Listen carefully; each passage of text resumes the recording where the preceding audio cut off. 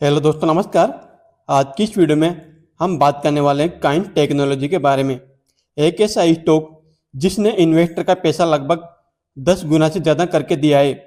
वही स्टॉक अपने all time high से लगभग 45% नीचे ट्रेड कर रहा है। क्या ये गिरावट कंपनी के खत्म होने का संकेत है या फिर ये एक once in a lifetime opportunity है बड़े मुनाफे की? आज की वीडियो में हम काइंड टेक्नोलॉजी का वो पूरा सच जानेंगे जो शायद आपके पोर्टफोलियो को डैमेज होने से बचा ले। कंपनी के बिजनेस मॉडल से लेकर कोटक की वो बड़ी रिपोर्ट जिसने मार्केट में काइंड टेक्नोलॉजी के शेयरों में खौफ पैदा किया है, सब कुछ डिटेल में जानेंगे। तो चलिए शुरू करते हैं। नमस्कार दोस्तों, स्टॉक मार्केट का किंग चैनल पर मैं आपका बहुत बहुत स्वागत करता हूं। सबसे पहले बात करते हैं कि कंपनी करती क्या है, मतलब इसका बिजनेस मॉडल क्या है। काइंड टेक्नोलॉजी इंडिया की एक लीडिंग ESDM मतलब electronic system design and manufacturing company है।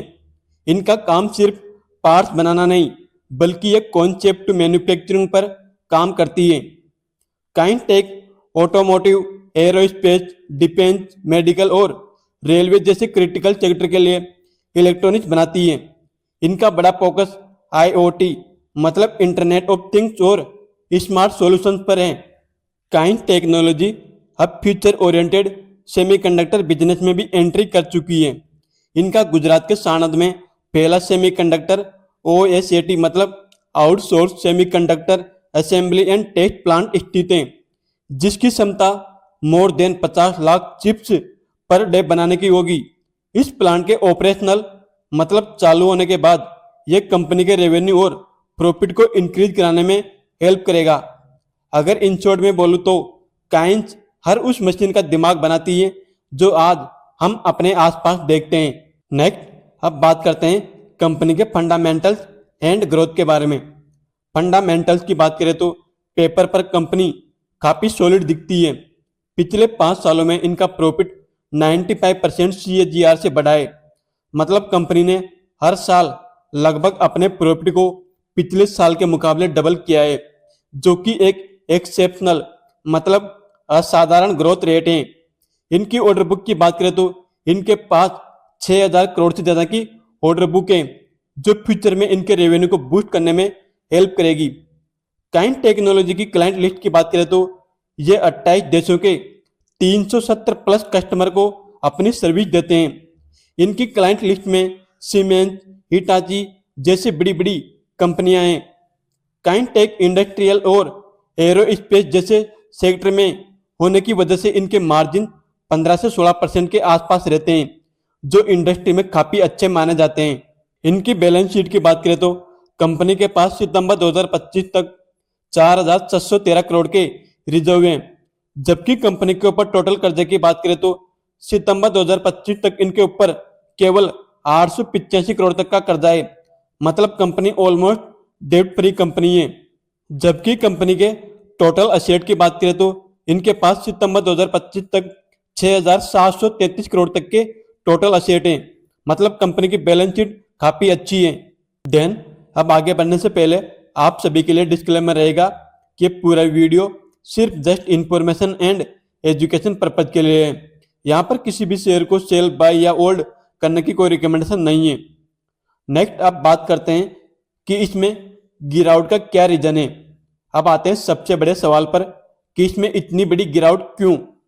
काइंड टेक अपने मोर देन 7500 के आय से गिरकर 3900 के लेवल तक आ चुका है।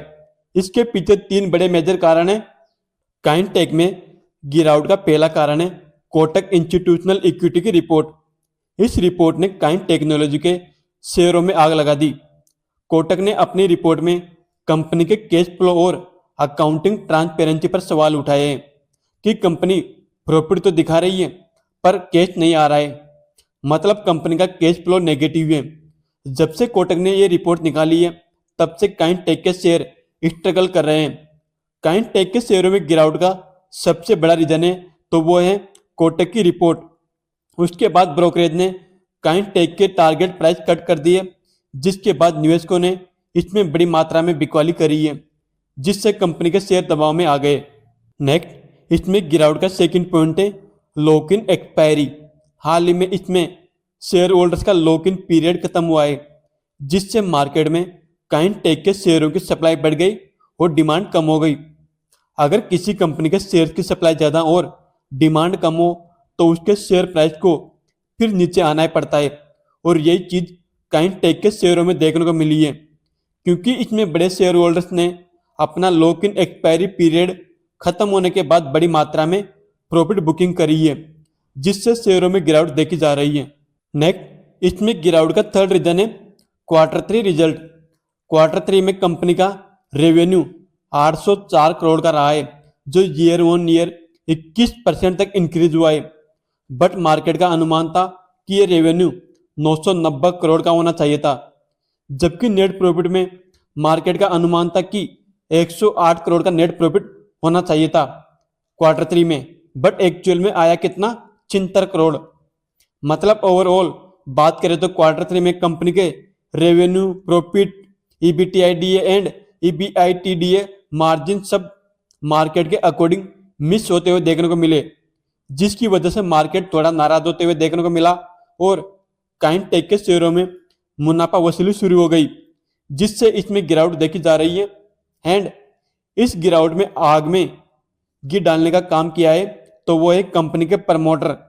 उन्होंने क्वार्टर 3 में रेवेन्यू गाइडेंस को कट करके 4100 करोड़ कर दिया। जो उन्होंने पहले क्वार्टर 3 के लिए 4400 करोड़ का रेवेन्यू गाइडेंस दे रखा था, उसको घटाकर 4100 करोड़ कर दिया, जिसकी वजह से कंपनी के शेयर्स पर प्रेशर जनरेट हुआ है। तो ठीक है दोस्तों, ये थे 3 बड़े मेजर रीजन जिसकी वजह से काइंटेक के शेयरों में बड़ी गिरावट देखी जा रही है। अगर हम डाटा की बात करें तो ये स्टॉक अपने 52 वीक हाई से लगभग 45% तक करेक्शन दिखा चुका है। पिछले 5 सालों में इसने अपने शेयर होल्डर्स को 400% से ज़्यादा के रिटर्न दिए हैं।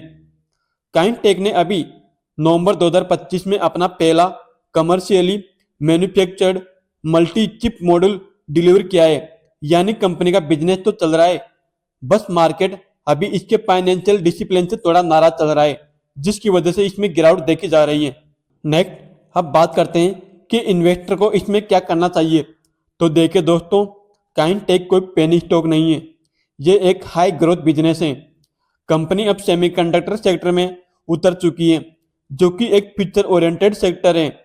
एक बार इनका ओएसएटी प्लांट ऑपरेशनल हो जाए, फिर वो भी कंपनी के रेवेन्यू में कंट्रीब्यूशन देना स्टार्ट कर देगा। गवर्नमेंट इंडिया को सेमीकंडक्टर अब बनाना चाहती है, जिसका फायदा आने वाले टाइम में काइंटेक जैसी बड़ी दिग्गज कंपनियों को मिल सकता है, जिससे कंपनी के रेवेन्यू और प्रॉफिट में आपको अच्छी ग्रोथ देखने को मिल सकती है और कंपनी वापस रिकवरी दिखा सकती है। देन अब फाइनल समरी की बात करें तो दोस्तों, इलेक्ट्रॉनिक्स मैन्युफैक्चरिंग इंडिया का फ्यूचर है और काइंस उसमें से एक बड़ा प्लेयर है, लेकिन कंपनी में कुछ रिस्क फैक्टर भी हैं जिनको आप इग्नोर नहीं कर सकते। आपको क्या लगता है, क्या काइंस फिर से नया हाई बनाएगा? कमेंट सेक्शन में अपनी राय जरूर रखें। अगर आप सभी को वीडियो हेल्पफुल लगी तो वीडियो को लाइक एंड चैनल को सब्सक्राइब करना ना भूलें। मिलते हैं नेक्स्ट वीडियो में, तब तक के लिए happy investing friends. Thank you.